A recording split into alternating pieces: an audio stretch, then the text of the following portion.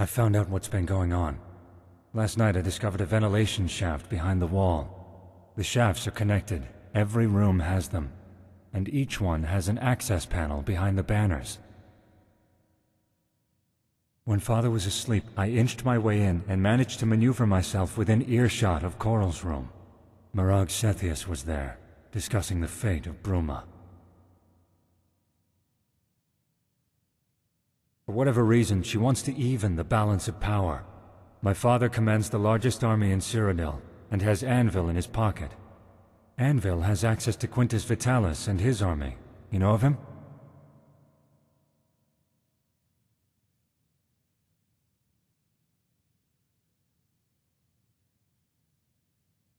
Well, the plan was to set Rigmor up for a fall after she signed the decree.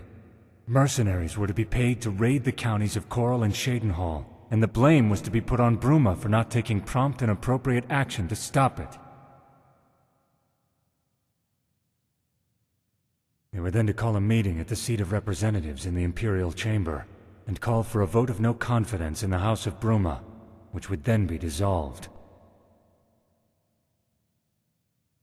Coral and Shadenhall were to march into Bruma County, take control, and divide it up between them.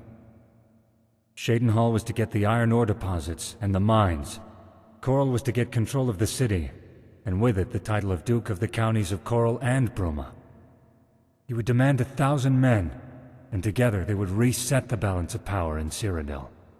Rigmor's family are considered commoners. With Mirag's persuasion, the Emperor would turn a blind eye just to appease the nobility.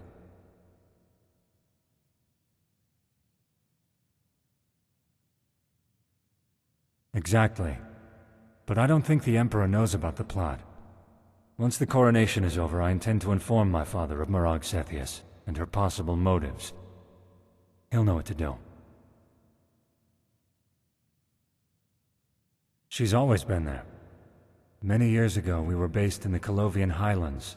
My father was the local bandit chieftain, and Sethius arrived with 200 men. They had parley, and we were to join them. Mirag was already with Sethius. He never went anywhere without her. Over the coming years, Sethius banded together all the bandit chiefs in the border regions. We became unstoppable. Even before Titus Mede II mysteriously disappeared. On very rare occasions, Mirag would disappear. No one knew where, but she always came back looking younger than she left. Something she has maintained to do to this day, leading to rumors. But Sethius didn't want to usurp the Imperial throne. Neither did my father, but Mirag Sethius insisted.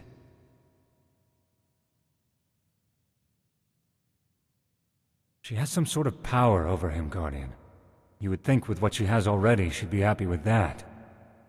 But she seems to thrive on causing dissent, scheming, or sowing seeds of discord.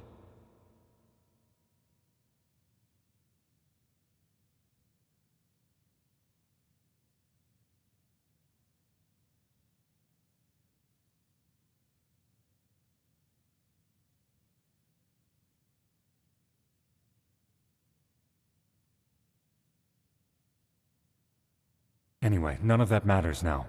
Bruma will have the support of not only the House of Leowen, but Anvil, Skingrad, and Breville, plus Quintus' Western Army. So my work is done here, and I have you to thank for it. But I would love to be a fly on the wall later, if you catch my drift. But beware of Blackwell. He's taken a keen interest in you since you arrived. Please, call me Bobby. I bid you good night. Take good care of Rigmor for me. After the coronation tomorrow, we can plan our wedding and set things in motion.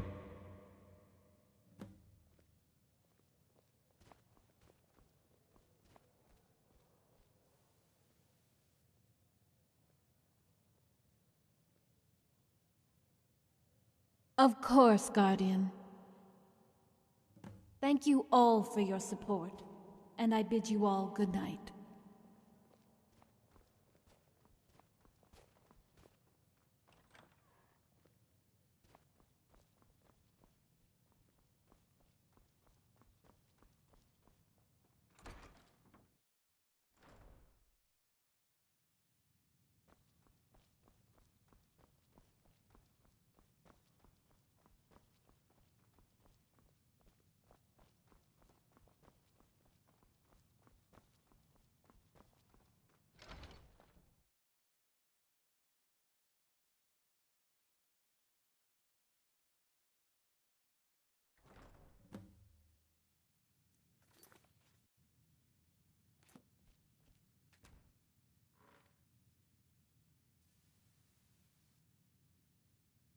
I feel sick to my stomach, if you must know. What did Bobby want?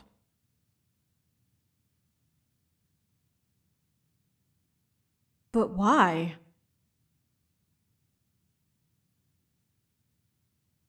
Is that what all this is about? This is the reason why we're here, and not what we thought?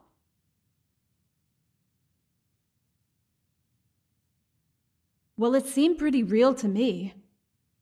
Morag storming off, and I noticed Coral and Shadenhall left pretty quickly too. We are in the heart of the Imperial Palace, Dragonborn. These people don't do play acting to such a huge scale. There's gotta be something in what Bobby said. It's like they pick up on things, anything, and use it to mess with your head.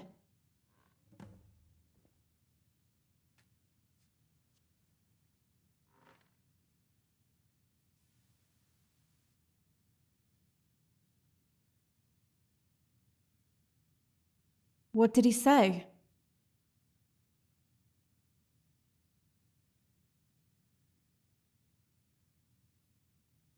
Unless he knows, right? He knows about me, and they were going to make a move after the signing. So maybe he's assumed you put Bobby up to the proposal. There's no love lost for the Lord Chancellor, Dragonborn. He might not even know about the plot between Morag, Coral, and Shadenhall.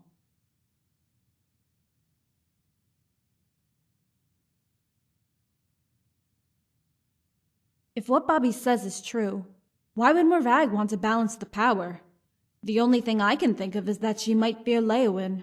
After all, he has the strongest force, right? What? I didn't do anything.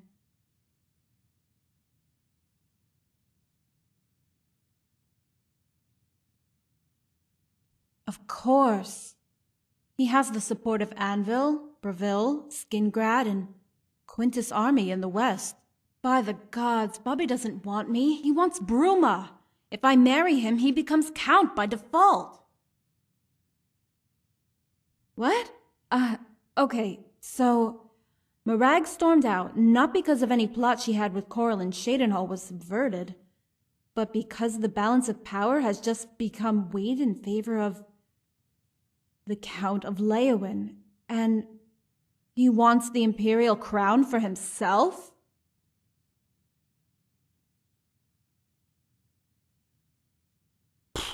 You know what?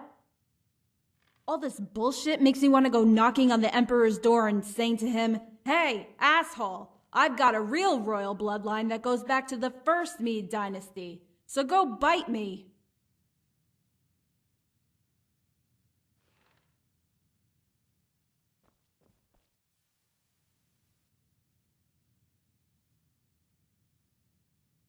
You know, it's like a kind of violence. What they say and do, how they can instill fear into someone with just words. Makes you feel sick to the stomach with fear and worry.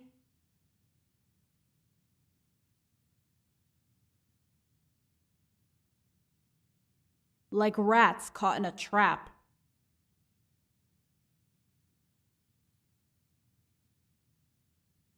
What about it?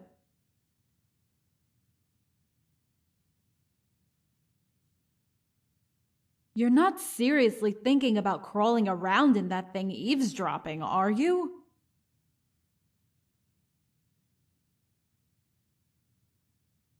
What about me?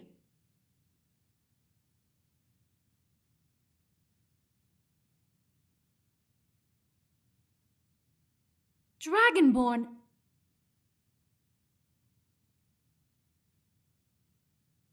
Hey, I would love that.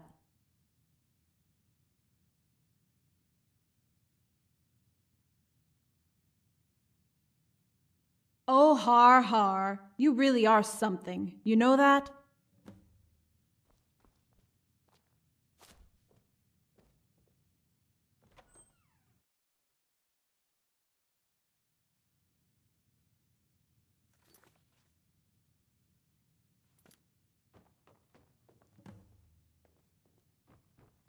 You're going to have to tread carefully.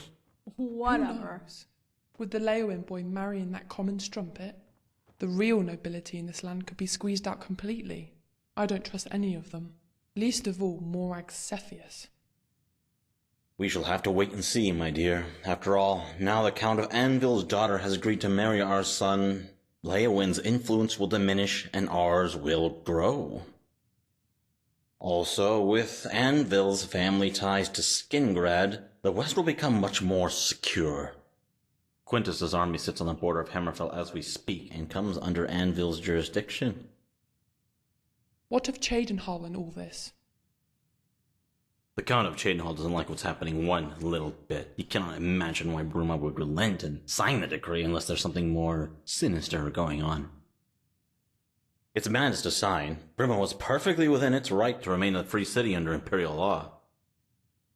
Why would the Countess change her mind now? All she had to do is buff Cepheus off. I would have sent Blackwell packing with an arrow up his arse and reached out to us in Cheydinhal. She could have reached out to all the provinces. Cepheus would not have dared touch her. It makes you wonder of the reasons the Leowin boy took such an interest in her. To think we almost had it in the bag.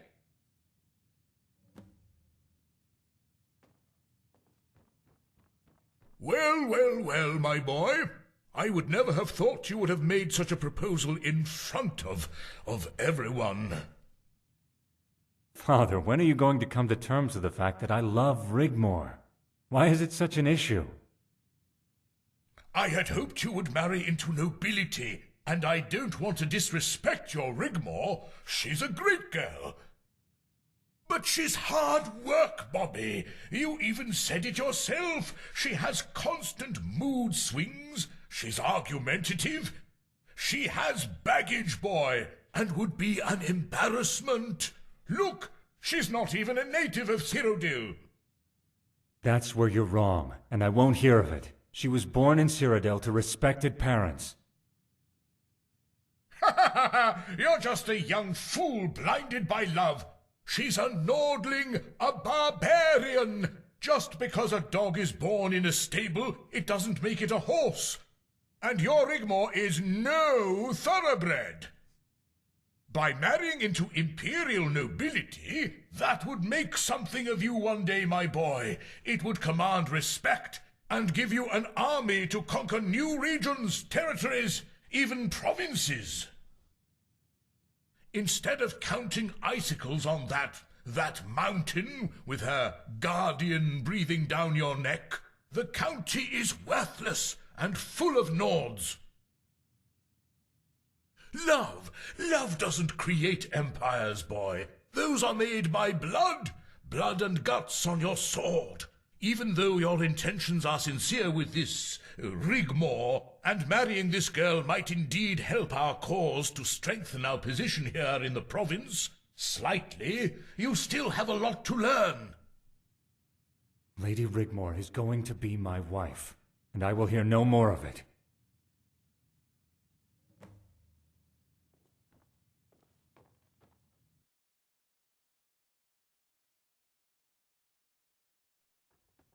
Ah, Blackwell. Enter. My lord, you summoned me. You had better have something good for me, Blackwell. Who is he? And what is he doing here? More to the point, how did he manage to surface out of thin air and become such a problem? Is my lady present? I'm sure she would like to hear. She will be back shortly. She needed to visit her father. Please continue. Little is known from the time he met the Countess.